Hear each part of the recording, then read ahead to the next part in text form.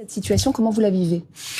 Écoutez, je suis choqué. Déjà, je veux faire part de ma solidarité avec mes collègues de l'administration pénitentiaire. Je pense qu'ils vivent ce qu'on vit depuis malheureusement pas mal d'années. Alors là, c'est surtout des criminels et des délinquants et maintenant des terroristes. J'espère qu'ils seront, quand ils seront interpellés, ils seront jugés comme ça. Qu'ils auront terroristes parce qu'il y a le parquet antiterroriste qui est saisi. Oui, hein. Je recontextualise et j'explique. Et puis j'ai envie de vous dire qu'on paie juste les pots cassés.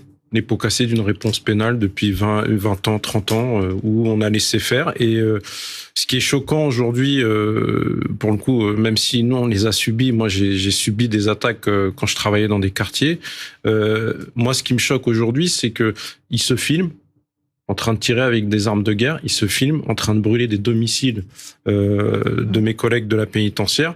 Et pourquoi ils font ça? Parce qu'ils savent très bien que auparavant il n'y avait pas de sanction pénale, madame. Et en fait, on paye aujourd'hui les pots cassés. Et ce qui m'attriste, c'est, je me désolidarise pas, mais je sais que demain ou après-demain, on va nous annoncer que c'est les policiers qui vont aller surveiller, qui vont tourner autour des prisons.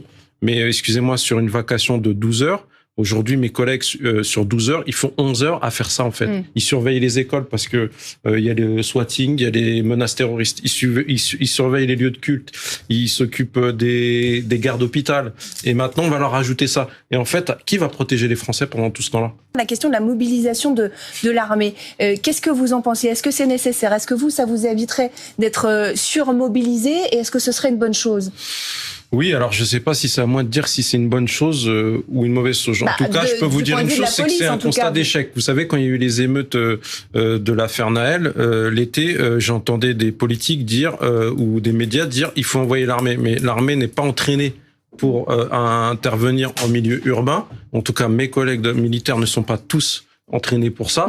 Et souvent, qu'on soit militaire, qu'on soit agent de police nationale ou municipale ou l'administration de la pénitentiaire, à chaque fois, en fait, vous allez faire usage de votre arme. C'est pas si simple que ça. Hein. On l'a vu dans l'affaire Naël. Vous allez être jugé par 60 millions de personnes. On va vous dire, oui, mais attendez, il avait une Kalachnikov, mais il avait 16 ans. Non, en fait, il faut déjà, je pense, moi, au-delà des dispositifs de dissuasion et de prévention qui sont très bien, qu'a énuméré ce monsieur, il faut un aspect absolument répressif. Il faut pratiquer une tolérance zéro, c'est-à-dire qu'il faut des peines courtes. Quand vous vous attaquez à un agent de la pénitentiaire, police municipale, police nationale, même un agent de service public, qui a une mission de service public, il faut une peine courte. Parce que s'ils vont en prison, s'ils savent qu'ils risquent quelque chose, ils vont s'arrêter. Mais si, comme aujourd'hui, ils savent qu'ils ne risquent absolument, quasiment rien, d'accord. Un mineur aujourd'hui, il va être jugé mais il va être condamné dans 6 mois avec les lois actuelles. Donc, excusez-moi, on n'avance pas. Donc, à un moment, il va falloir s'adapter à cette violence. C'est difficile de vous répondre parce que déjà, nous, j'ai vu ça j'avais été sollicité par pas mal de médias, notamment le vôtre, sur déjà l'application Oise, où on a eu une 50aine de plaintes de fonctionnaires de police, gendarmes et police nationale, police municipale, dont les domiciles ont été localisés sur cette application. Donc déjà, nous, on est menacés. Donc déjà, nous, on fait... Maintenant, aujourd'hui, on fait nos 3 tirs, parce que vous savez, vous avez un minimum de 3 tirs par an pour pouvoir avoir votre arme sur vous. Déjà, nous, on s'oblige et on force les choses à avoir notre arme sur nous.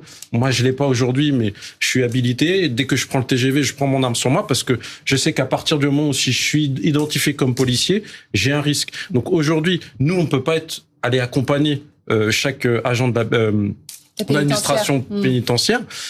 Ça peut être une piste pour si jamais ils sont formés et qui sont régulièrement entraînés autant que nous. C'est-à-dire qu'à un moment, il faut évoluer. Faut évoluer. Comme aujourd'hui, on fait appel à la sécurité privée dans certaines préfectures. Aujourd'hui, il faut évoluer. Il faut donner plus de pouvoir à ces agents et qu'ils puissent être armés et pouvoir se défendre.